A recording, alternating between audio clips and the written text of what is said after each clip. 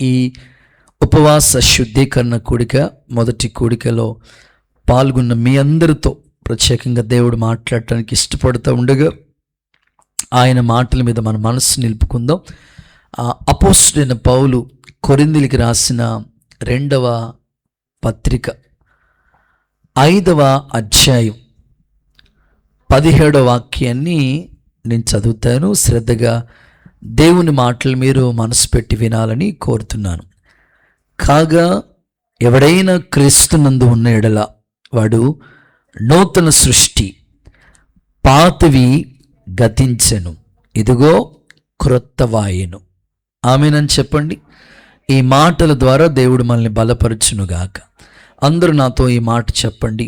ఎవడైనను క్రీస్తునందు ఉన్న ఎడల వాడు నూతన సృష్టి, పాతవి గతించెను, ఇదిగో క్రొత్తవాయెను. ఆమేన్. ఈ ఒక్క మాట దేవుడు మన జీవితానికి ఒక ఉన్నత పాఠంగా మలచునుగాక. ప్రియులారా, మనం సంవత్సరాంత ఉపవాస తీర్మానాల పండుగలో ఇదే వాక్యాన్ని ధ్యానించాం. ఒక పాతవి గతించెను అనే మాట మీకు చెప్పాను. ఈ నూతన సంవత్సరంలో ఇదిగో క్రొత్తవాయెను. అందరూ ఈ మాట అనండి, ఇదిగో క్రొత్తవాయెను. హల్లెలూయా. సో ఈరోజు మీకు చెప్పాలనుకున్న మాట ఏమిటంటే క్రొత్తవి, న్యూ. ఆత్మ సంబంధమైన జీవితంలో క్రొత్త సంవత్సరం వచ్చిన తర్వాత అన్నీ కొత్తగా ఉండాలని మనం కోరుకుంటూ ఉంటాం. ప్రతి వారి జీవితం కూడా క్రొత్త వాటి మీదనే మన మనసు ఉంటుంది. దేవుడు దయ వల్ల కొత్త ఆలోచనలు కూడా మనం నిర్ణయాలు కూడా తీసుకుంటూ ఉంటాం. క్రొత్త సంవత్సరంలో ఇలా ఉండాలని ఒక గోల్తో మనం ఈరంతటికి ఒక ప్లాన్ చేసుకుంటూ ఉంటాం. ఒక సేవకులుగా మేము, విశ్వాసులుగా మీరు కూడా క్రొత్త సంవత్సరంలో కొన్ని ప్లాన్స్ ప్రకారంగా 365 రోజులు ఏది ఒక్క రోజు కూడా వ్యర్థం కాకుండా ఆ ఇయర్ ప్లానింగ్ అనేది ప్రతి ఒక్కరికి కూడా ఉండాలి. అప్పుడే మనం తీసుకునే నిర్ణయాలను బట్టే ఫ్యూచర్ అనేది దీవెనకరంగా ఉంటుంది. అపోస్తలుడైన పౌలు ఏమంటారంటే, క్రీస్తునందు ఉన్నారు కాబట్టి ఇదిగో మీరు నూతన సృష్టిగా మార్చబడ్డారు. పాతవి అనేవి మీ జీవితంలో గతించి వెళ్ళిపోయాయి. గతంలో పాతవి ఏంటో, ఎలాగ వాటిని గతించిపోయాయో అనే విషయాలు చెప్పాను. ఇదిగో క్రొత్తవవుతున్నాయి అనే మాటను గురించి మన ఆత్మ సంబంధమైన భక్తి జీవితంలో యేసయ్య పాదాల దగ్గర కూర్చున్న మనమందరం కూడా ఎలాంటి క్రొత్త జీవితాన్ని జీవించాలో కొన్ని విలువైన మాటలు మీకు చెప్పటానికి నేను ఇష్టపడుతున్నాను. ప్రభువే మనతో మాట్లాడి బలపరచునుగాక. పౌలు గారు మెన్షన్ చేసిన మాట ఏమిటంటే ఎవడైనను అనే మాట ప్రారంభంలోనే చెప్తూ వచ్చాడు. ఎవడైనను అంటే వాళ్ళు ఎవరైనా కావచ్చు. పొట్టోళ్ళు కావచ్చు, మీరు ఫిల్లింగ్ ద బ్లాంక్స్, పొడవోళ్ళు కావచ్చు, లావుగా ఉన్నవాళ్ళు కావచ్చు, సన్నగా ఉన్నవాళ్ళు కావచ్చు, ఎర్రగా ఉన్నవాళ్ళు కావచ్చు, నల్లగా ఉన్నవాళ్ళు కావచ్చు, ఎవరైనా కావచ్చు. ఎవరైనా సరే క్రీస్తులో మీరు ఉన్నారు కాబట్టి మీరు నూతన సృష్టిగా మార్చబడాలి. మీ జీవితంలో ఇక పాత క్రియలు అనేవి ఉండకూడదు, కానీ క్రొత్తగా మార్పు చెందాలని పౌలు గారు కోరుకుంటున్నాడు. ఒక సంఘ కాపరిగా, ఒక దైవజనుడిగా నా ఆశ కూడా అదే. మనందరం దేవునిలో క్రొత్త జీవితాలు జీవించే భాగ్యం దేవుడు మనకి ఇచ్చునుగాక. చూడండి, కొత్త సంవత్సరం వచ్చిందంటే కొత్త బైక్ కొనుక్కుంటారు. మొన్న కూడా ఒక అన్న పండగకి, మనకి క్రిస్మస్ పండగ కనుక పండగ సందర్భంగా కొత్త ఒక బైక్ ఒకటి కొనుక్కొచ్చి అక్కడ తీసుకొచ్చి పెట్టారు. నేను మార్నింగ్ ప్రేయర్ చూసుకుని సాయంకాలం మన బ్రాంచ్లో క్రిస్మస్ ఉంటే వెళ్ళాను. పాపం వాళ్ళు తీసుకొచ్చి ఈ మందిరం దగ్గర పెట్టారట. తర్వాత నేను వచ్చి చూసినప్పటికీ కొత్త బైక్, ఎప్పుడు డేవిడ్ నాన్నగారు ఎప్పుడు కొనేసారా బాబు అనుకున్నాను నేను. ఆయన ఎక్కడ వెళ్ళారు, ఇక్కడ కొత్త బైక్ ఉంది అని అంటే ఆల్రెడీ అన్నోళ్ళు చెప్పారు, అన్న మేము మందిరం దగ్గరికి వచ్చాం, మేము ఎవరు లేరు, తండ్రి గారు నా అమ్మగారు ఉన్నారు ఇక్కడ అనని. బైక్ మార్నింగ్ వచ్చి తీసుకెళ్తామన్నా ప్రార్థన చేయించుకునని. సో ఎందుకయ్యా అని అడిగాను. వారు అన్నారు, అయ్యా ఈ బైక్ బాగా ఓల్డ్ అయిపోయింది, తిరుగుతుంది, చాలా సంవత్సరాల నుంచి వాడుతూ ఉన్నాను, కనుక కొత్త సంవత్సరం వచ్చింది, మనకి కొత్త పండగ కనుక కొత్త బైక్ తీసుకున్నాం. అదే రోజు మార్నింగ్ ఒక కొత్త కారు ప్రార్థన చేసాం. ఇలాగా కొత్త సంవత్సరం వచ్చినప్పటికీ ఆ బిడ్డలు గుర్తుగా ఉంటుందని, లేకపోతే ఆ బైక్ కావచ్చు, కార్లు ఓల్డ్ అయిపోతే మార్చి కొత్త తీసుకుంటూ ఉంటారు. ఓకే, ఇక కొత్త సంవత్సరం వచ్చినప్పటికీ సర్వసాధారణంగా చాలామంది కొత్త బట్టలు ధరించుకుంటారు, మంచిది. ఇక కొత్త సంవత్సరం అంటేనే అన్నీ కొత్తగా ఉండాలని ప్లాన్ చేసుకుంటూ ఉంటాం. అయితే దేవుడు కూడా మన నుంచి కోరుకుంటుంది ఏమిటంటే, మీరు నూతన సృష్టిగా మార్చబడాలి. గత పాత సంవత్సరాల్లో ఎన్నో నిందలు ఒకవేళ మీరు భరించి ఉండొచ్చు, పాత సంవత్సరంలో ఎన్నో అవమానాలు మీరు ఎదుర్కొని ఉండొచ్చు, పాత సంవత్సరంలో ఎన్నో అపజయాలు గుండా మీరు వెళ్ళి ఉండొచ్చు. కానీ ఈ క్రొత్త సంవత్సరం దేవుడి మీ నుంచి కోరుకుంటుంది ఏమిటంటే, నూతన సృష్టిగా మీరు మార్చబడాలి, మీ జీవితం క్రొత్తగా మారాలని దేవుడు ఒక తలంపు కలిగి ఈ మాటలు మీకు అందిస్తూ ఉన్నాడు. యేసు నామములో ప్రభు మిమ్మల్ని దర్శించునుగాక. గట్టిగా చెప్పండి ఆమేనని. సాధారణంగా మనం వాక్యాన్ని అన్వేషించుకుంటా ఆలోచించుకుంటా ఉంటే ఏదైనా కొన్ని చెట్లని మనం గమనిస్తూ ఉంటాం. ఫర్ ఎగ్జాంపుల్, ఒక చెట్టుని మనం పాతాం, అది ఎదిగింది, ఫలభరితంగా మారింది, మనం ఆశించిన ఫలాలు కూడా ఇచ్చింది. ఆ తర్వాత ఆ చెట్టు ఇంకా బాగా ఎదగటం కోసం వాళ్ళు ఏం చేస్తూ ఉంటారంటే ఆ కొమ్మల్ని నరుకుతూ ఉంటారు. ఎందుకయ్యా అంటే ఈ చెట్టు ఇంకా బాగా ఎదుగుతూ ఉంటుందండి, కొత్త కొమ్మలు వస్తాయండి అని చెప్తూ ఉంటారు. ఇంకా మనం అరటి చెట్టుని గమనిస్తూ ఉంటుంటే అరటి చెట్టు ఆల్రెడీ మనం పాతాము, అది ఎదిగింది, ఫలం ఇచ్చేసిన తర్వాత ఆ చెట్టుని నరికేసిన తర్వాత ఆ ప్రక్క నుంచి కావచ్చు, లేకపోతే దాంట్లోంచి కావచ్చు, మరలా కొత్తగా ఎదుగుతా కొత్త చెట్టు వచ్చినట్లుగా మనం చూస్తూ ఉంటాం. సో ఆత్మీయ జీవితంలో కూడా ఎన్నో పాత జీవితం, పాత పద్ధతులు ఇవన్నీ గతించిపోయాయి.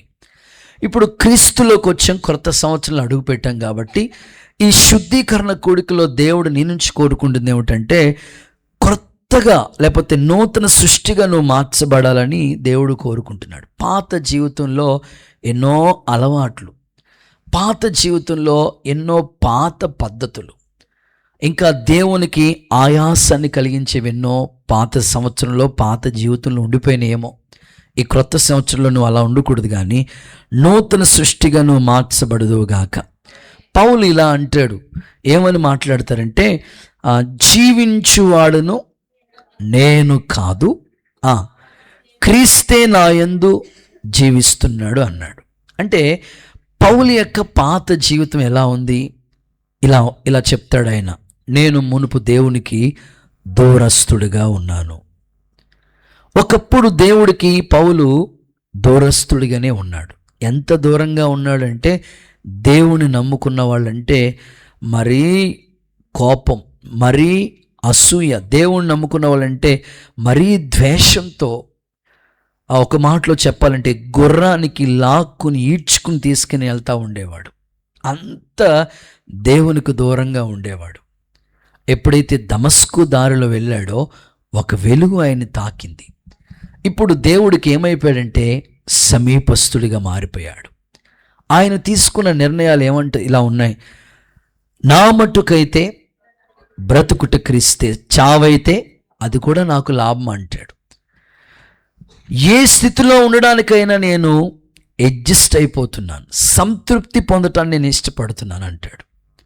జీవించేవాడినైతే నేను కాదు, క్రీస్తే నా యందు జీవిస్తున్నాడు, నన్ను బలపరచు క్రీస్తులో నేను సమస్తము చేయగలుగుతున్నాను అంటాడు. ఇంకా పౌలు యొక్క జీవిత విధానాన్ని మనం ఒక్కసారి ఆలోచిస్తూ ఉంటే ఇలా రాయబడి ఉంది దేవుని వాక్యం. ఏమని పౌలు గారు ఆ మాటలు వర్ణించుకుంటూ వచ్చారంటే, ఒక చోట ఇలా మాట్లాడుతూ ఉంటాడు పౌలు గారు, పాపుల్లో నేను ప్రధాన పాపిని అన్నాడు. పూర్వం నేను ఆయన డిగ్రీలు చెప్పండి, దోషకుడు, హింసకుడు, హానికరుడు. ఒకప్పుడు స్థితి అది. ఆయన డిగ్రీ పూర్వం దూషించే స్థితి, పూర్వం హింసించే స్థితి, ఇంకా దూషకుడు, హింసకుడు, హానికరుడు, హాని చేసే స్థితి ఉంది పౌలు జీవితం సౌలుగా ఉన్నప్పుడు. అయితే క్రీస్తులోనికి వచ్చిన తర్వాత నూతన సృష్టిగా మారిపోయాడు. దేవుని కొరకే ఆ తపనతో జీవించాలనే ఆ నూతన సృష్టి ఆయనలో కనబడుతుంది. ఇంకా జక్కయ్య జీవితాన్ని కూడా మనం ఎగ్జాంపుల్గా తీసుకుంటే, ఒకప్పుడు తన స్థితి అన్యాయపు స్థితి, కానీ ప్రభువులోకి వచ్చిన తర్వాత నూతన సృష్టి అంటే పాతవి తన జీవితంలో అన్నీ గతించిపోయి, ఒక మాటలో చెప్పాలంటే ఎవరి దగ్గర అయితే అన్యాయంగా సంపాదించాడో అంతకంటే 4 అంతలు ఇచ్చేశాడు. అంటే నూతన సృష్టి. ప్రభు ఆయన గురించి చెప్పిన మాట ఏమిటంటే, ఇతడు అబ్రహాము కుమారుడే అని సాక్ష్యం ఇచ్చాడు. సమరయ స్త్రీ ఒకప్పుడు భయంకరమైన పాపిష్టి పనులు చేస్తూ ఉండేది. క్రీస్తు ప్రభు ఎప్పుడైతే సొంత రక్షకుడిగా ఆమె అంగీకరించిందో, ఆమె జీవితంలో పాపమనే ఆ కుండ అక్కడే విడిచిపెట్టేసింది. నూతన సృష్టిగా మారిపోయింది. ఈ రాత్రి నేను ఒక దైవజనుడిగా ఆశించి కోరుకుంటున్నాను. సంవత్సరాలు ఎన్నో జరిగిపోతున్నాయి. క్రొత్త సంవత్సరంలో మనం అడుగు పెట్టాం.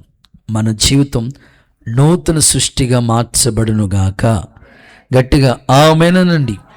సమస్తము క్రొత్త వాటిగా దేవుడు మార్చునుగాక. ఓకే, మన జీవితంలో ఏమేమి క్రొత్తవి కావాలి? ఎవరైనా క్రీస్తులో ఉంటే నూతన సృష్టి అన్నాడు కదా, ఇదిగో క్రొత్తవైని అన్నాడు కదా. మన జీవితంలో ఏమేమి క్రొత్తవి కావాలో ఒక 5 ప్రాముఖ్యమైన విషయాలు మీతో పంచుకుంటాను. శ్రద్ధగా దేవుని మాటలు మీరు వినండి. చదవండి. మొదటి మాట, సమూయేలు మొదటి పుస్తకం 10వ అధ్యాయం అండ్ 9వ వాక్య భాగాన్ని ఒక్కసారి చదవగా విందాం. అతడు సమూయేలు యొద్ద నుండి వెళ్ళిపోవటానికై తిరగగా దేవుడు అతనికి క్రొత్త మనస్సు అనుగ్రహించెను. ఆ దినమునే ఆ సూచనలు కనబడెను. హల్లెలూయా. గట్టిగా హల్లెలూయా.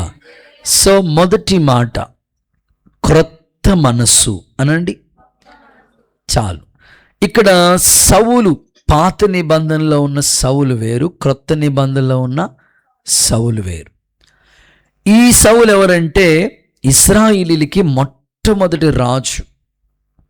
ఇంకో మాటలో చెప్పాలంటే ఇశ్రాయేలీలోనే అతని అంటే అందగాడు మరొకడు లేడంట. అంత సౌందర్యం కలిగిన వాడు సౌలు. ఎత్తుగా ఉండేవాడు సౌలు. యవనస్తుడిగా ఉన్నాడు అప్పుడు.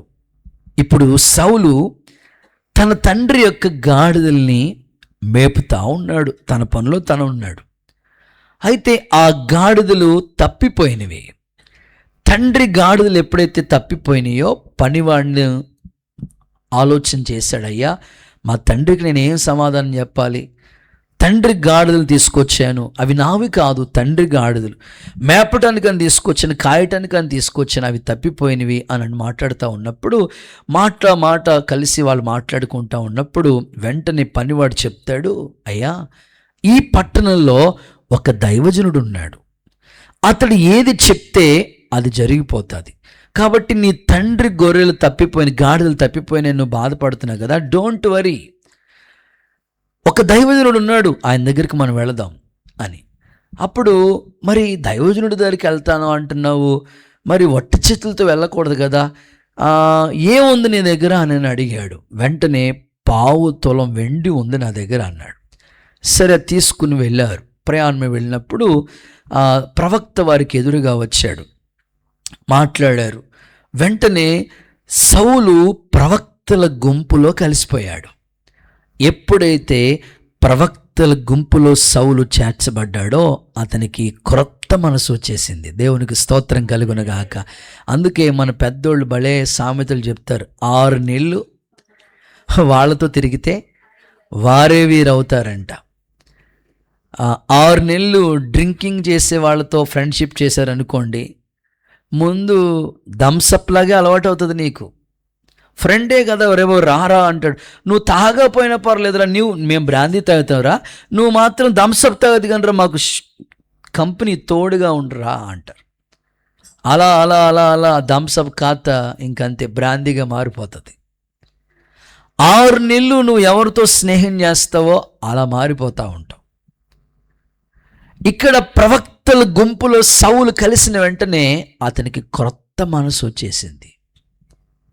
ఈ రాత్రి దైవజనుడిగా నేను కోరుకుంటున్నాను, ఎన్నో సంవత్సరాలుగా మనం భక్తి చేస్తూ ఉన్నాం, ఎన్నో సంవత్సరాలుగా మనం ఉపవాసం ఉంటున్నాం, ఎన్నో సంవత్సరాలుగా దేవుణ్ణి ఆరాధిస్తూ ఉన్నాం. అయితే క్రొత్త మనసు నీకు వచ్చిందా?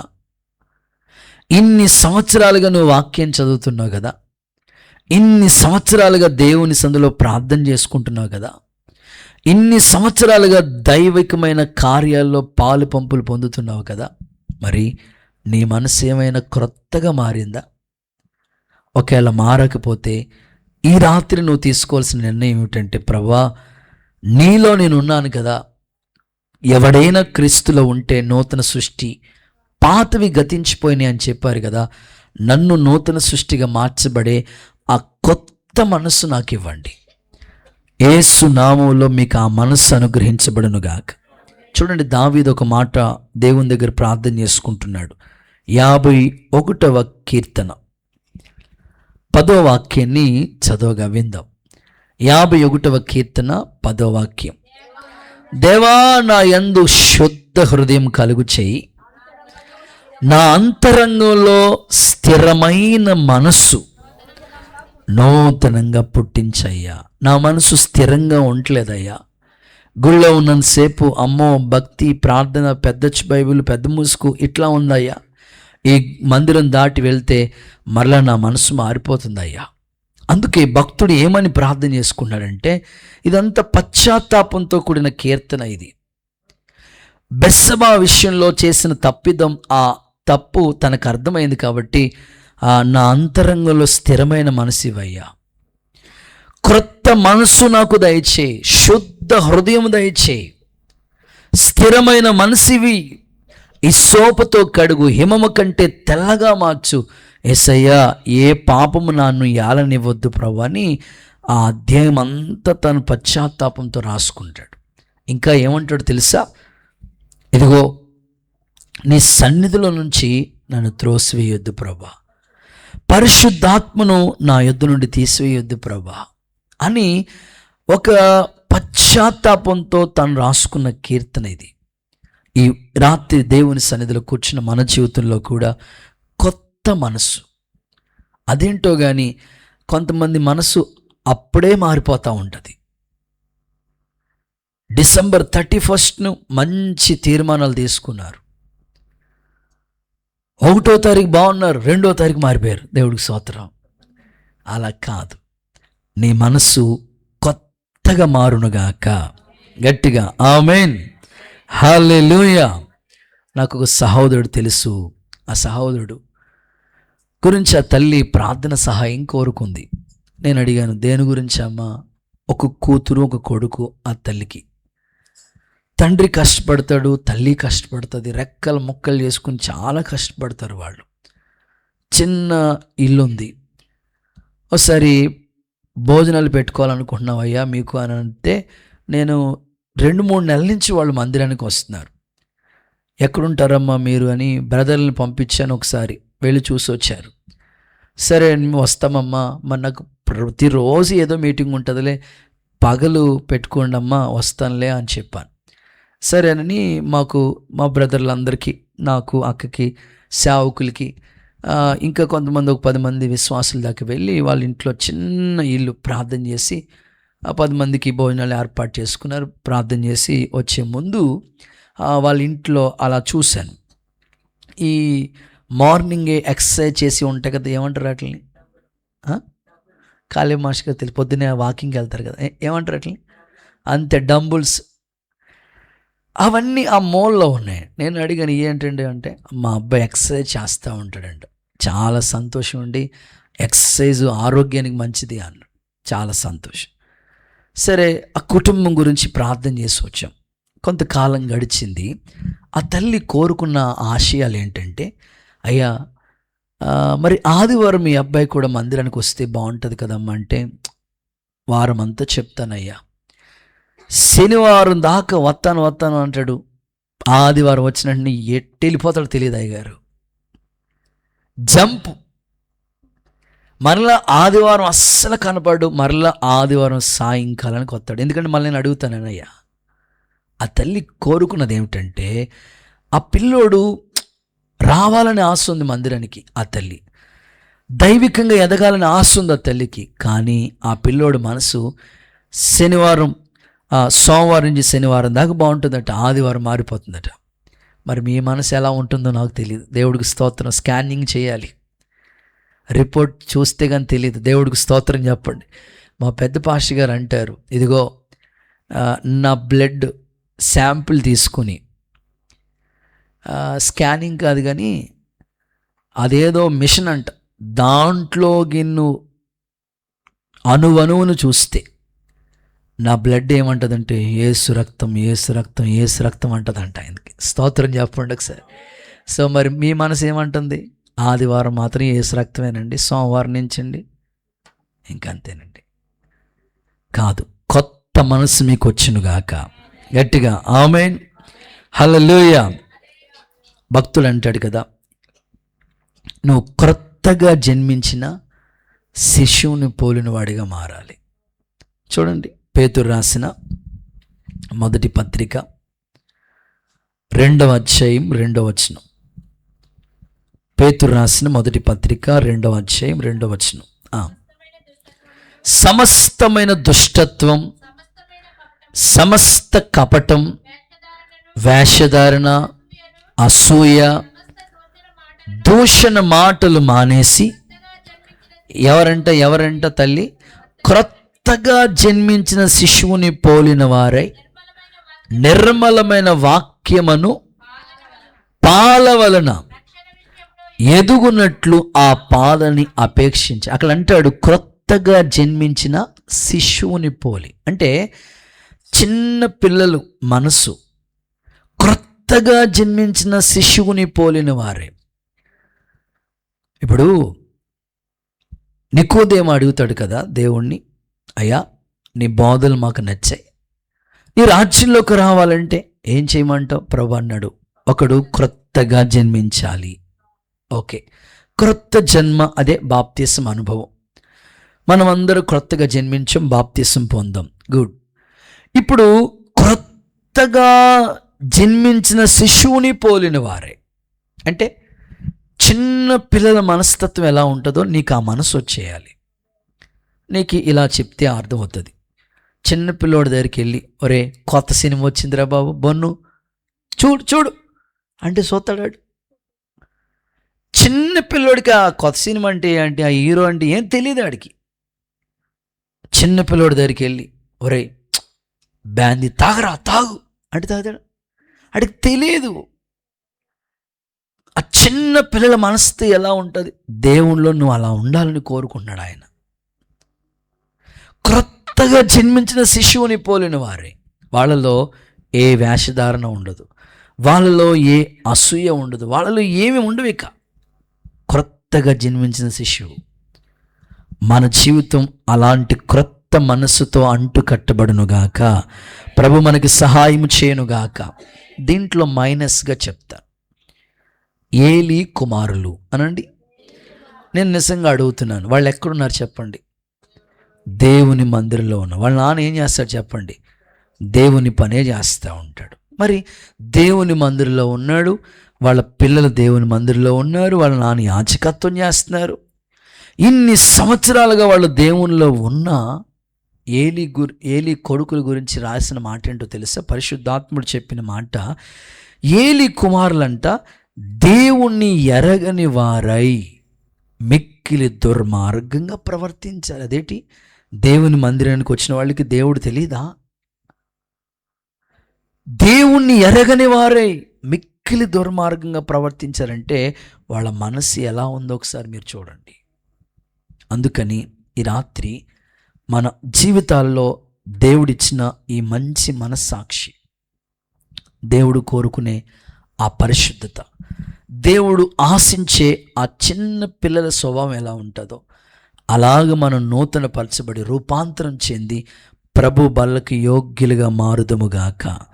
చేతులు అందరూ ఒకసారి హల్లెలూయా చెప్తారా? రైట్. ఇక రెండో మాటలోకి వస్తాను. ఒకటి క్రొత్త మనస్సు. రెండో మాట చూద్దాం. ఎవడైనా క్రీస్తునందుంటే వాడు నూతన సృష్టిగా మారాలి, సమస్తము క్రొత్తవి అవుతున్నాయి. ఏ విషయాల్లోనూ క్రొత్తవిగా మారాలి అని అంటే చూద్దాం. ఇర్మియా గ్రంథం 31:31. ఇర్మియా గ్రంథం 31:31. ఇదిగో ఇశ్రాయేలీల వారితో, యోధా వారితో క్రొత్త నిబంధన చేసే దినములు వచ్చి ఉన్నవి, ఇదే యెహోవా వాక్కు. చాలు. రెండవదిగా క్రొత్త నిబంధన అనండి. సందర్భాన్ని బట్టి మనం చూస్తే ఇక్కడ ప్రభు ఇద్దరిని మెన్షన్ చేశాడు. ఎవరెవరు వాళ్ళ పేర్లు? ఇశ్రాయేలు వారు, యోధా వారు. వీళ్ళిద్దరిని మీరు గుర్తుపెట్టుకోవాలి. మీకు సింపుల్గా అర్థం అవడానికి చెప్తాను. వీళ్ళు ఇశ్రాయేలీలు అనుకోండి, మీరెవరు అనుకోండి. 2 నిమిషాలు సింపుల్గా మీకు అర్థం అవడం చెప్తాను. దేవుడు ఇశ్రాయేలీలతోనే మాట్లాడుతున్నాడు, యోధా వారితో మాట్లాడుతున్నాడు. ఇదిగో మీతో ఒక క్రొత్త నిబంధన చేస్తున్నాను, ఇదే యెహోవా వాక్కు అన్నాడు. ఇప్పుడు ఇశ్రాయేలీలు అంటే ఎవరు? సింపుల్గా ఇశ్రాయేలీలు అంటే యాకోబు జీవితం మనకు బాగా తెలుసు కదా. మోసగాడు యాకోబు తండ్రిని, అన్నను, మాంగారిని మోసం చేసి భూమి భరించలేనంత ఆశ సంపాదించాడు. ఆ రాత్రి వాళ్ళ అన్న చంపడానికి 400 మందిని తీసుకుని వస్తున్నాడని తెలిసి ఎబ్బోకు రేవు దగ్గర ఒక్కడే మిగిలిపోయాడు. ఆ రాత్రి మరణ భయంతో భయపడుతూ అడుగుతాడు, నీవు నన్ను ఆశీర్వదించు అంటాడు. అంటే మరి ఎంత ఆశ సంపాదించుకున్నది అది ఆశీర్వాదం కాదా? 20 సంవత్సరాలు సంపాదించాడు కదా, మళ్ళా ఆశీర్వాదం అంటాడేంటి? అంటే ఒక వ్యక్తికి నిజమైన ఆశీర్వాదం ఏంటంటే మరణం నుంచి తప్పించబడటం. ఆ రాత్రి ఒక్కడే మిగిలిపోయి అడుగుతాడు, నీవు నన్ను ఆశీర్వదిస్తేనే కానీ నేను విడిచిపెట్టను ప్రభా. ప్రభు అంటాడు, నీ పేరేంటి? నేను అడుగుతాను, దేవుడికి ఆయన పేరు తెలియదా? మాట్లాడండి. మీ పేరు తెలీదా?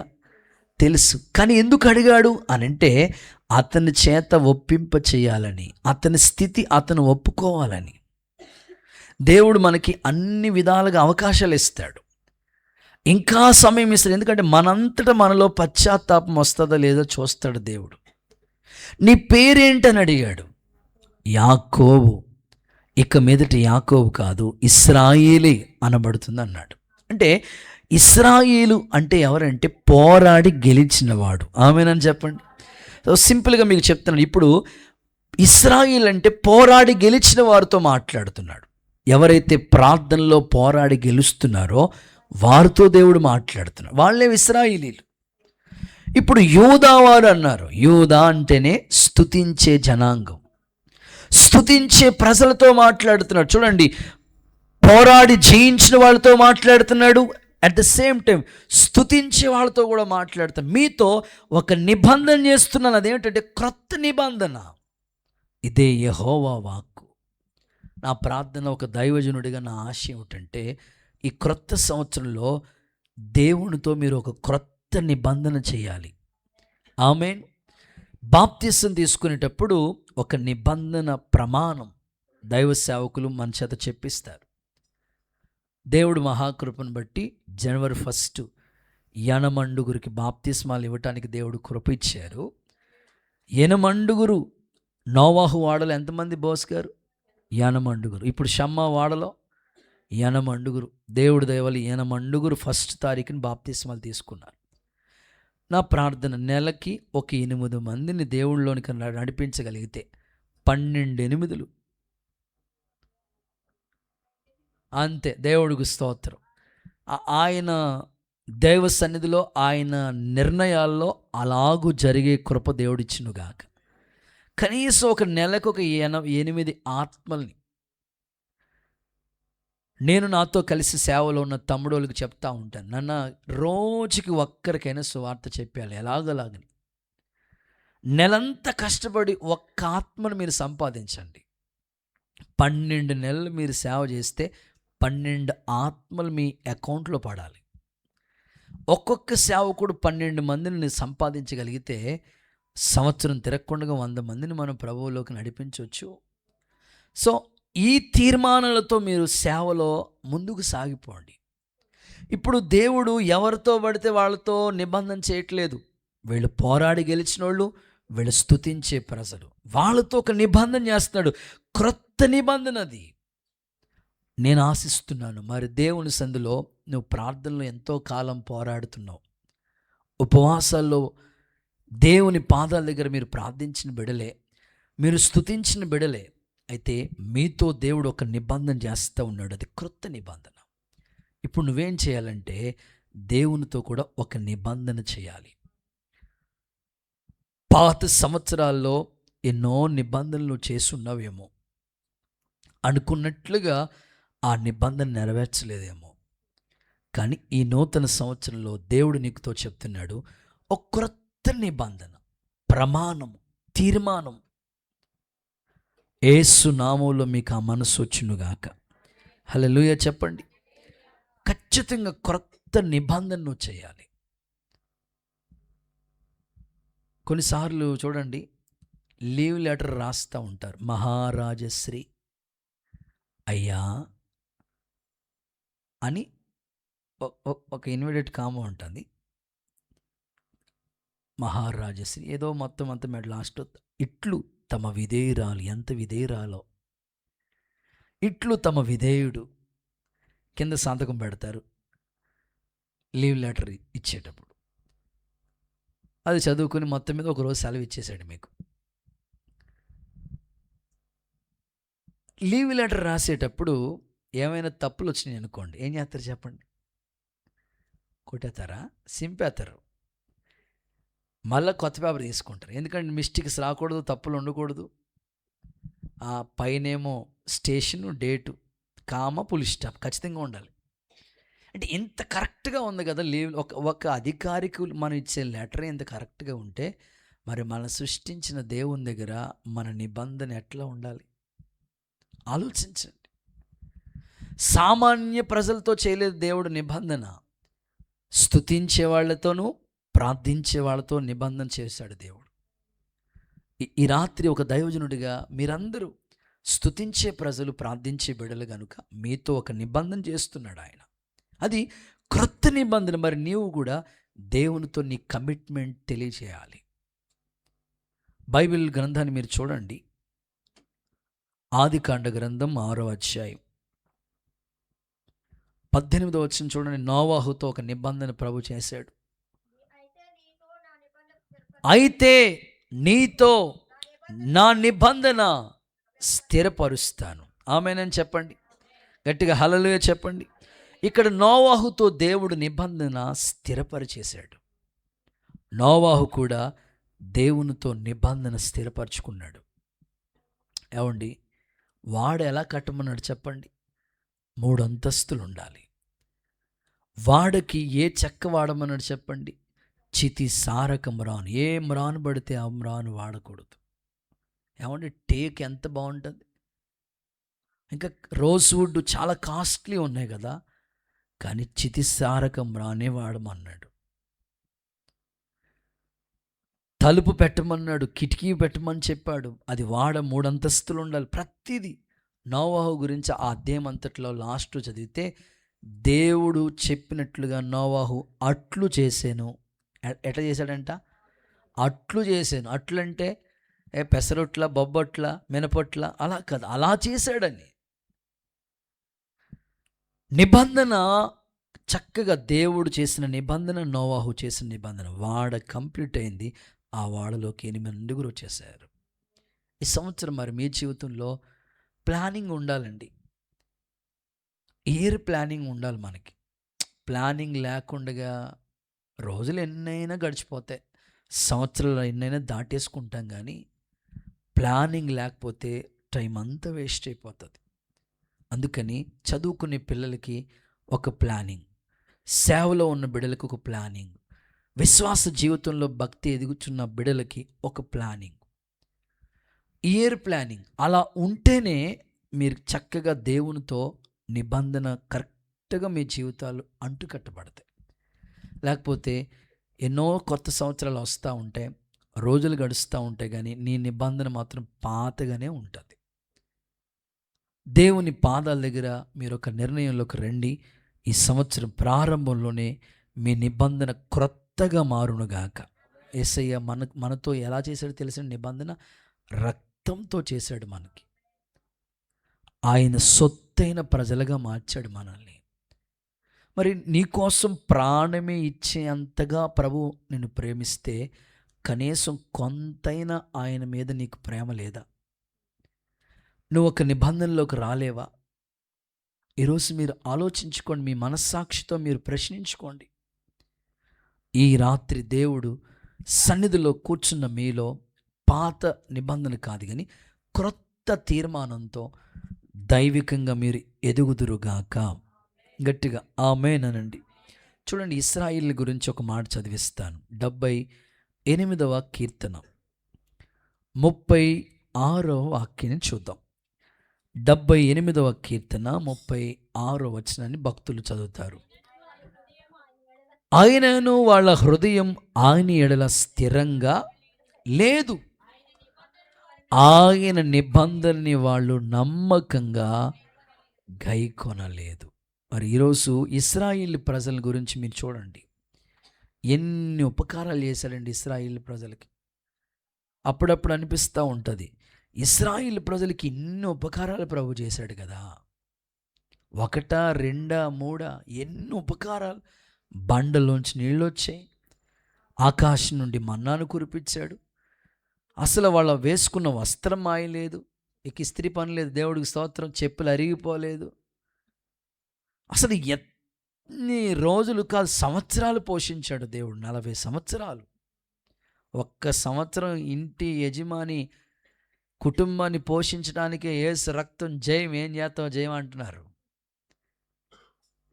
మరి 40 సంవత్సరాలు దేవుడు ఇశ్రాయేలు ప్రజల్ని పోషించాడంటే వాళ్ళకి ఏమీ కొదువు చేయలేదు. అయితే సముద్రం దాటారంట వాళ్ళు, అంతే, వాళ్ళ మనసు మారిపోయింది. అప్పుడే మర్చిపోయారంట దేవుణ్ణి. నాకు భలే ఆశ్చర్యం అనిపిస్తుంది ఆ అధ్యాయం చదువుతున్నప్పుడు. వెంటనే మర్చిపోయారంట. సముద్రం దాటించాడు, ఎలా మర్చిపోగలుగుతారండి బాబు? నీవు చేసిన పాటలేదు, వేలాది నదులంతా, అమ్మ వేలాది నదులంతా విస్తార తైలం వద్దు కానీ ఒక నుండబ్బ తెచ్చేయండి అమ్మ, దేవుడికి స్తోత్రం, హల్లెలూయా. చూడండి, ఆ పాటలు ఏమంటే వేలాది నదులంతా విస్తార తైలం. పాటలో విస్తార తైలం, క్రియల్లో ఒక నుండబ్బ, యేసు రక్తం చేయి. ఆలోచిద్దాం, మన ఆత్మీయ జీవితానికి అనుబంధంగా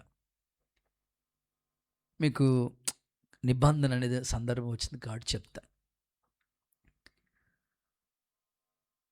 క్రిస్మస్ పండగ అంటేనే అందరూ చక్కగా దైవికంగా పండగ వాతావరణం వాళ్ళలో కనపడుతూ ఉంటుంది. అన్యుల్లో కూడా గొప్ప. గత రాత్రి మేము ధవళేశ్వరం వెళ్ళాం. అసలు ఆ ఏరియా, ఆ ప్రాంతమే చాలా అన్యజనులు మాట. ఇంకా ఒక్క చర్చ్ కూడా లేదు ఆ ఏరియాలో. అక్కకి, పద్మక్కకి ఒక దర్శనం దేవుడిచ్చి ఆ ప్రాంతానికి సేవ కొరకు పంపించారు. వెళితే ఇల్లు కోసం వెతికారట. వెళితే ఒక ఇల్లు, ఒక ముస్లిమ్స్ ఇల్లు రెంట్కి ఇచ్చారు. చూడండి, ఒక కమిట్మెంట్తో ఆమె వెళ్ళారు. దేవుడు నన్ను పిలిచాడు, వెళ్దాం అని కమిట్మెంట్తో వెళ్ళారట. వెళితే ఒక కొద్ది రోజులు ఆ ఇంట్లో అద్దెకుండి, ఎవ్వరు పరిచయం లేకపోతే అలాగే ప్రార్థన చేసి మామూలుగా సువార్త కోసం వెళ్తూ ఉండేవారట. ఆ ఇంటి ఓనర్ గారికి ఎందుకో దేవుడు ప్రేరేపణ కలుగు చేశారట. అంటే మనం దేవుడితో చేసుకున్న కమిట్మెంట్ని బట్టి కూడా దేవుడు మన పక్షమందు కార్యాలు చేస్తాడు. సువార్త పని నిమిత్తమే, దేవుని పని కోసమే ఆమె వెళ్ళారు. ఒక 2-3 నెలలు ఆ ఇంట్లో ఉన్నప్పటికీ ఇంటి ఓనరమ్మ గారు అన్నారట, అమ్మా నువ్వు మా కోసం ప్రార్థన చేయ చాలు, అద్దె మాత్రం ఇవ్వక్కర్లేదు అన్నదంట. దేవుడికి స్తోత్రం చెప్పండి. అంటే చూడండి, కొద్ది రోజులకే దేవుడు ద్వారాలు ఎలా తెరిచాడు చూడండి. అలాగా గత సంవత్సరం బట్టి శ్రీనన్న గారిని పిలిచి అక్కడ సువార్త ప్రకటించాం. ఈ సంవత్సరం అన్యులు కదా అని నేను జస్ట్ వెళ్ళాం. అనుకున్న దానికంటే ఎక్కువ మంది గ్యాదర్ అయ్యారు. లాస్ట్లో చాలామంది అన్యులు వచ్చి ప్రార్థన చేయించుకుంటూ వచ్చి ఒక్కొక్క మాట, మాకు యేసుప్రభు అంటే ఇష్టమేనండి, మనసులో ఉన్నాడండి దేవుడు, అప్పుడప్పుడు వెళ్ళి దండం పెట్టుకుంటా ఉండని. సో నేను ఎందుకు ఈ సాక్ష్యం చెప్పానంటే, మనం చేసుకున్న కమిట్మెంట్ని బట్టే దేవుడు మన పక్షమందు కూడా కార్యాలు చేయటం మొదలు పెడతాడు. కనుక మీరు దేవుని సందులో ఒక క్రొత్త నిబంధన చేయండి. పాత సంవత్సరంలో చేసిన నిబంధనలు కొన్నిసార్లు ఒకవేళ గైకొనలేదేమో, ఈ 12 నెలల్లో ఇలా ఉంటాను ప్రభా.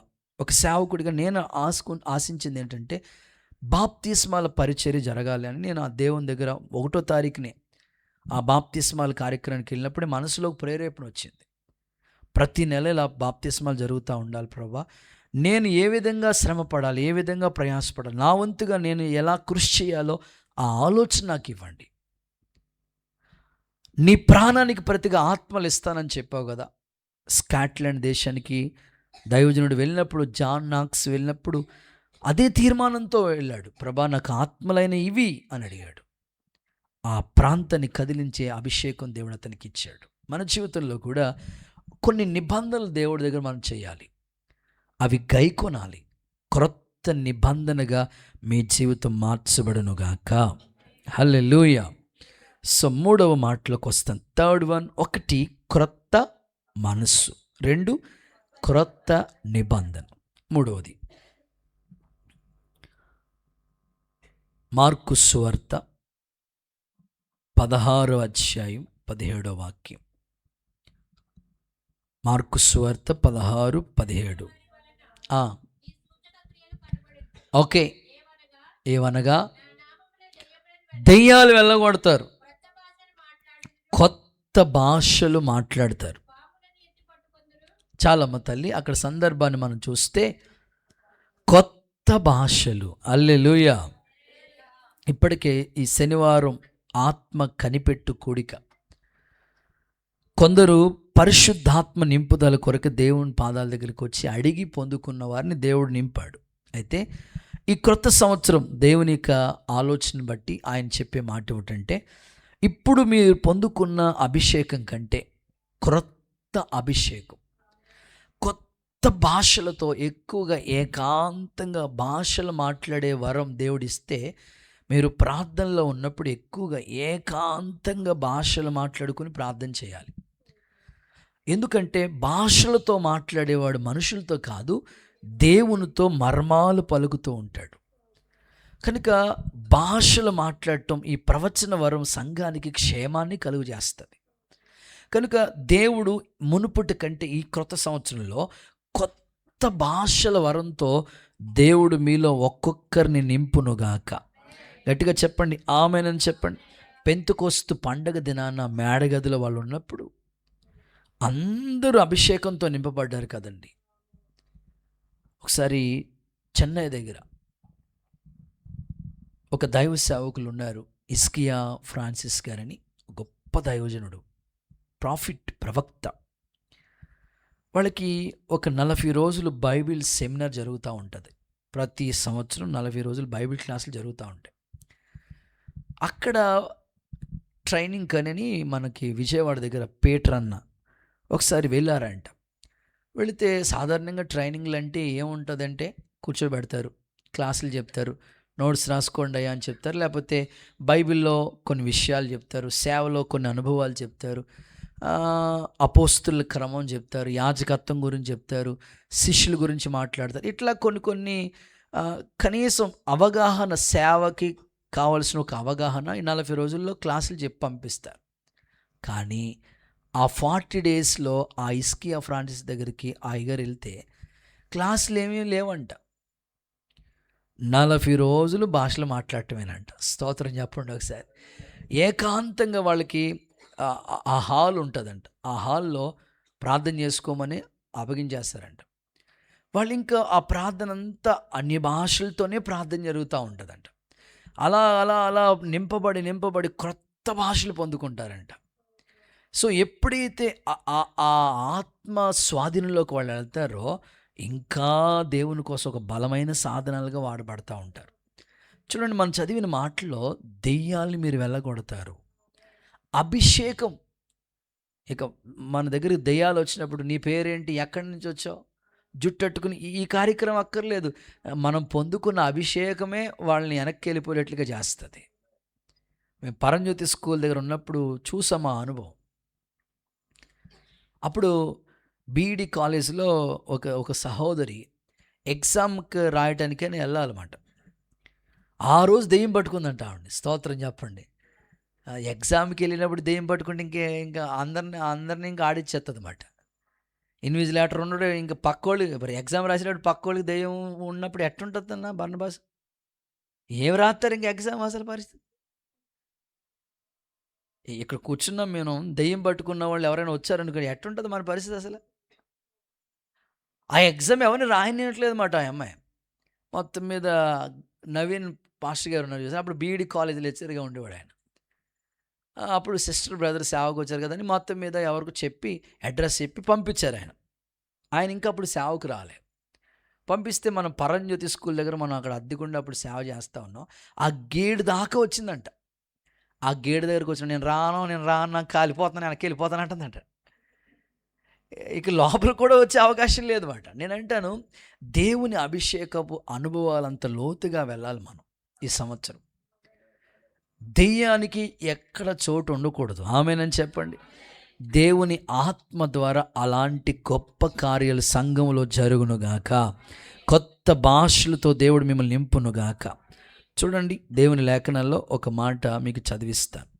ఎందుకు మనకి భాషల వరం కావాలి అని అంటే ఒక మాట మీకు చదివిస్తాను. కొరింథీయులకు రాసిన మొదటి పత్రిక 14వ అధ్యాయం 2వ వాక్యాన్ని చూద్దాం.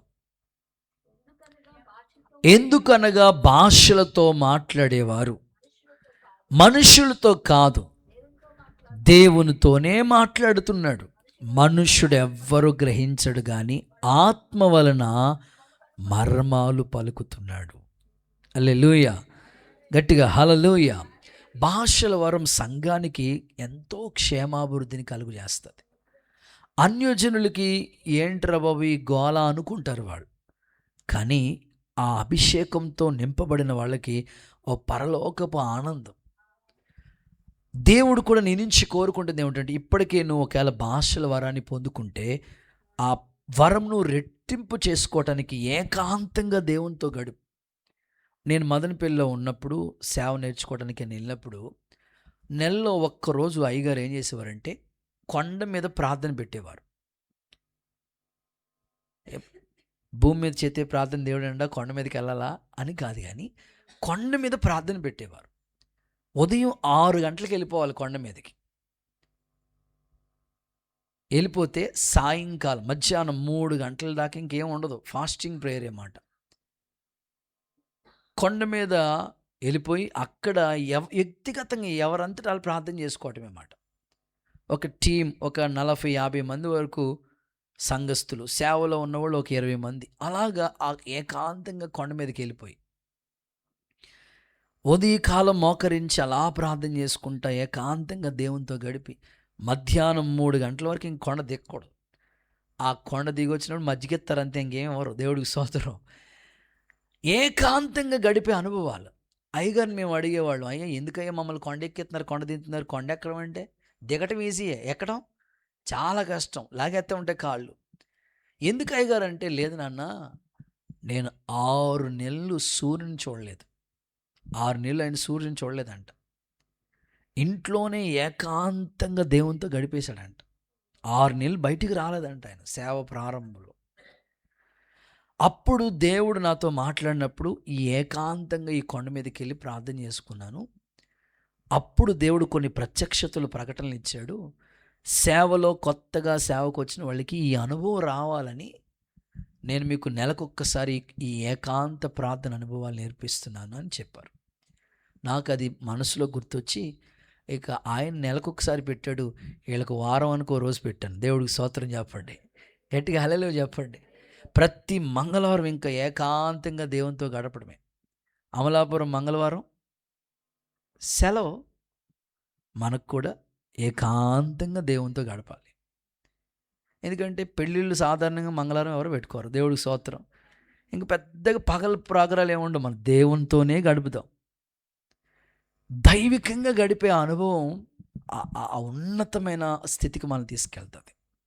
పరిశుద్ధాత్ముడు ఈ కొత్త అభిషేకపు అనుభవాల గుండా మిమ్మల్ని నడిపించునుగాక. ఎందుకయ్యా ఈ భాషల వరం మనకు కావాలంటే, యెషయా ప్రవక్త ఇలా అంటాడు. ఏమంటారంటే, అయ్యో నేను అపవిత్రమైన, మన పెదవులు అపవిత్రమైపోయినాయి కాబట్టి ఆ పెదవులు అగ్నితో నింపబడితే దేవుని నామ ఘనత కోసం ఒక ప్రవచనాత్మకంగా దేవుని కోసం నిలబడే కృప దేవుడు మనకిచ్చునుగాక. రైట్, ఇక 4వ మాటలకు వస్తున్నాను. 4th వన్, యెషయా గ్రంథం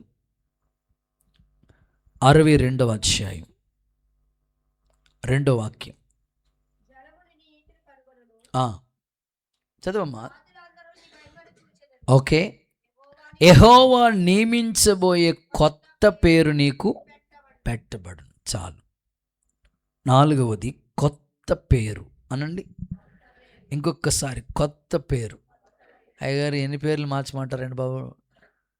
నా పేరు సూర్యకాంతం అండి, ఇప్పుడు దేవుడి దయ వల్ల షోలమితిగా మార్చేశారు. ఓకే, బాగుంది కదా? హల్లెలూయా, గట్టిగా హల్లెలూయా. సూర్యకాంతం ఏమైంది? షోలమితిగా మారిపోయింది. నాగరాజు ఏమయ్యారు? నతానియేలుగా మారిపోయాడు. చూసారు పేర్లు. సో ప్రభు అంటే కొత్త పేరు.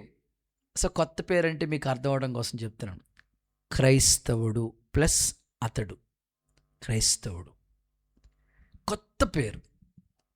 అంటే దేవుణ్ణిలో మన ఆత్మీయ జీవితాలు, మీ ఆధార్ కార్డులో వేరే పేర్లు ఉంటాయి, చర్చ్లో మీకు వేరే పేరు ఉంటుంది, మీ ఇంటి దగ్గర మళ్ళా వేరే పేరు ఉంటుంది, దేవుడికి స్తోత్రం.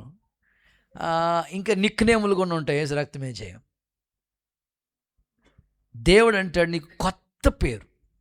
సో దీన్ని ఏమంటారంటే క్రైస్తవుడు. అంటే క్రైస్తవుడు ప్లస్ అతడు. క్రైస్తవుడు. దేవునిలో మనం ఎప్పుడు కూడా ఎలా ఉండాలంటే కొత్త పేరు. బైబిల్లో ఆయా సందర్భాల్లో చూడండి. ఫస్ట్ అబ్రహాం గారి పేరు ఏంటంటే అబ్రామ్, తర్వాత అబ్రహాంగా మారాడు. తర్వాత లేఖనాలు చూస్తే యాకోబు దేవుడు ఇశ్రాయేలుగా మార్చాడు, సౌలు పౌలుగా మార్చాడు. నీకు కూడా కొత్త పేరు, దేవునిలో కొత్త పేరు.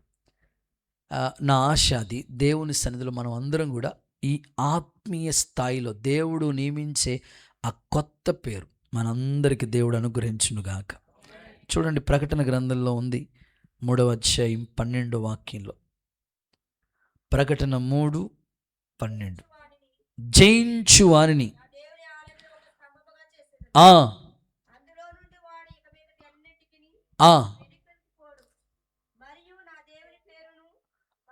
మరియు నా దేవుని పేరు, చదవమ్మా, నూతన యెరూషలేమును దేవుని పట్టణం అని పేరు, నా కొత్త పేరు వాని మీద రాసేదను. దేవునికి స్తోత్రం కలుగునుగాక. సో దేవునిలో మనం ఆ కొత్త పేరు ఆల్మోస్ట్ మీరు చర్చ్లో ఏ పేరుతో మిమ్మల్ని పిలుస్తారో అదే ఇంట్లో కూడా పిలిపించుకోవట్లుగా మీరు సిద్ధపడాలి. స్తోత్రం. ఇంట్లోనేమో ఇంకో పేరా, కుదరదు. యేసు రక్తమే జయం. మారిపోవాలి యేసునామంలో. సాధారణంగా నేను అప్పుడప్పుడు అడుగుతుండే, బోస్ అన్న మీ పేరంటే మామూలుగా బోసు, కానీ ఆయన పేరు బోస్ కాదు, వీర వెంకట సత్యవర. చాలా పెద్దగా ఉంది. హల్లెలూయా చెప్పండి సార్, హుషారుగా చెప్పండి. కాలేబ్ మాస్టర్ గారి పేరు మామూలుగా కాలేబ్ గారు అంటాం మనం, వాస్తవంగా అది కాదు, కొండ బాబా ఏదో. మనం యేసుబాబు అని పిలుస్తాం, ఆయన పేరు రాంబాబు. దేవుడికి స్తోత్రం. చూడండి, వీళ్ళందరూ దేవుని సందులో ఎంత అద్భుతంగా వాళ్ళ హృదయాలు మార్చుకున్నారు, వాళ్ళ పేర్లు మారాయి. ఈరోజు మీ జీవితంలో కూడా కొత్త పేరు, ఆ విధంగానే దేవుని సందులో మీరు మార్పు చెంది నడిపించబడాలి. పేరుకు తగినట్లుగానే, పేరు అదే కాబట్టి ఆ పేరుకు తగినట్లుగానే మనం ఉండాలి. సో కొత్త పేరు అంటే ఏ పేరు, నాకు బాప్తీసం ఇచ్చినప్పుడు జాన్ వెస్లీ అని ఆ పేరు పెట్టారు నాకు. అసలు ఆ పేరు గురించి నాకు తెలియదు, ఎందుకు ఆ పేరు పెట్టారో తెలియదు. అప్పుడు పాస్టర్ గారిని అడిగాను, అయ్యా నాకు ఆ పేరు ఎందుకు పెట్టారు అసలు అంటే, అప్పుడు అన్నారు ఆయన జాన్ వెస్లీ అని ఆయన ఒక మిషనరీ, ఒక గొప్ప సేవకుడు. ఆయన ఇంగ్లాండ్లో అద్భుతమైన సేవ చేశాడు. నువ్వు రాబోయే కాలానికి సేవ చేస్తావు పో అన్నాడు, అంతే. స్తోత్రం చెప్పండి సరే. అప్పుడు నేను ఈ బుక్ స్టాల్లోకి వెళ్ళి జాన్ వెస్లీ అనే ఆ పేరుకు సంబంధించిన బుక్, మిషనరీ ఆ సేవ చేసిన ఆయన బుక్ కొనుక్కుని చదవటం మొదలుపెట్టాను. అయ్యా నాకు ఆ పేరు పెట్టారు కనుక కనీసం 100% ఆయనలాగా నేను లేకపోయినా 1% అయినా ఆ పేరుకు తగినట్లుగా ఉండాలి. అలాగ నా జీవితాన్ని అప్పుడు విశ్వాస జీవితం నుంచి మలుచుకుంటూ వచ్చాను. మరి మీకు సువార్తమ్మ అని పేరు పెట్టినప్పుడు కనీసం ఒక్కరికైనా సువార్త చేయాలి కదా, మీరు చేయాలా వద్దా? పేరు సువార్తమ్మ, మరియమ్మ అని పేరు పెట్టినప్పుడు మరియమ్మలాగా ధన్యురాలైపోవాలి మీరు. ఆమేన్. ఎస్తేరు అని పేరున్నప్పుడు ఎస్తేర్లాగా విధేయత కలిగిన బిడ్డలుగా మీరు మారిపోవాలి. నతానియేలు అనే పేరున్నప్పుడు ఏ కపటం లేని నిజమైన నతానియేలుగా మీరు మారిపోవాలి. యోహాన్ అని పేరు పెట్టినప్పుడు మండుచు ప్రకాశించే దీపంగా మీరు మారిపోవాలి. దావీదు అని పేరు పెట్టుకున్నప్పుడు దేవునికి హృదయానుసారుడైన వ్యక్తిగా మీరు మారిపోవాలి. కనుక ఆ పేరుకు తగినట్లుగానే మన జీవితాల్ని అన్వయించుకుందాం. క్రొత్త పేరు దేవుడు మనకు అనుగ్రహించునుగాక. ఇక చివరి మాట, ఆఖరి మాట చెప్పి ముగిస్తాను. చెప్పండి. మొదటిది కొత్త మనస్సు, 2 కొత్త నిబంధన, 3 కొత్త భాషలు, కొత్త పేరు. చివరి మాట లేవీకాండం 23వ అధ్యాయం 16వ వాక్యాన్ని చదువుదాం. లేవీకాండం 23:16.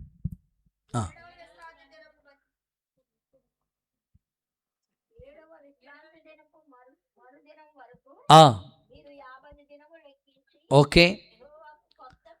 కొత్త ఫలముతో నైవేద్యము అర్పించవలెను. ఆమేన్. గట్టిగా హల్లెలూయా. సో చివరిది 5వ మాట కొత్త ఫలము అనండి. ఇంకొకసారి క్రొత్త ఫలములు. దేవుళ్ళో నీ నుంచి ఏమని కోరుకున్నాడంటే, ఈ సంవత్సరం అయినా కొత్తగా నువ్వు ఫలించాలని, ఆ ఫలాలు నీలో చూడాలని ఈ సంవత్సరం కూడా నిన్ను ఉండనిచ్చాడు. ఏమండి, మనకంటే గొప్పోళ్ళు మట్టి అయిపోయారు కదా.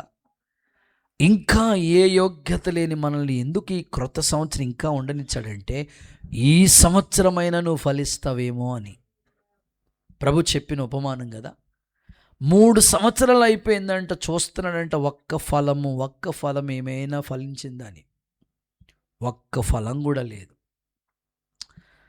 ఆ తోటని కాపలా కాస్తున్న తోటమాలి బ్రతిమాలుకుంటున్నాడు, అయ్యా ఈ సంవత్సరం ఉండని అయ్యా, నువ్వు అన్నట్లుగా ఉంచుదాం, లేకపోతే ఈ సంవత్సరం ఫలిస్తే లేకపోతే నువ్వు అన్నట్లుగానే తీసేద్దాం అంటాడు. దేవుడు కూడా నీ నుంచి వేడుకుంటుంది ఏమిటంటే, ఈ సంవత్సరమైనా నువ్వు ఫలిస్తావేమో, కొత్త ఫలాలు నీలో. నేను ఎప్పుడు ఈ మాట కోరుకుంటానండి, మనకి వరము కన్నా ముందు ఫలం కావాలి. వరం తర్వాత ముందు ఫలం ఉంటేనే వరం ఇచ్చేది దేవుడు. అందుకనే మనలో ఈ ఫ్రూట్ కనబడాలి. కొత్త ఫలాలు మనలో కనబడాలి దేవుడికి. కొత్త ఫలం అంటే గలతీ 5:22 ఆత్మఫలమేమనగా ప్రేమ, సంతోషం, సమాధానం, దీర్ఘశాంతం, దయాళత్వం, మంచితనం, విశ్వాసం, సాత్వికం, ఆశానిక. ఎన్ని వచ్చినాయి? 9. ఆత్మఫలాలని పిలువబడుతున్న కొత్త ఫలం.